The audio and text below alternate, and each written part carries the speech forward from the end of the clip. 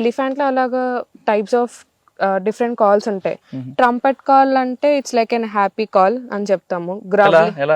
Trumpet అంటే చిన్నగా ఇస్తుంది, లైక్ ఒకసారి ఇస్తుంది. గ్రవ్లింగ్ అంటే కంటిన్యూస్ సాడ్ గా మనకు తెలుస్తుంది, అది గ్రవ్లింగ్ కాదమ్మా. ఇప్పుడు ఎలిఫెంట్ లో కొన్ని ఈ విధంగా కాలు ఎడం కాలుతో కొంచెం రబ్ చేసి అది ఆబ్వియస్లీ అటాకింగ్ బిహేవియర్ వచ్చినట్లనే కొంతసారి ఒక్కోసారి స్లోగా అరుస్తుంది, కంటిన్యూగా ఒకసారి అరుస్తుంటది. కంటిన్యూగా అరిచినప్పుడు అది అందులో కాల్స్ డిఫరెన్స్ ఉంటుందండి.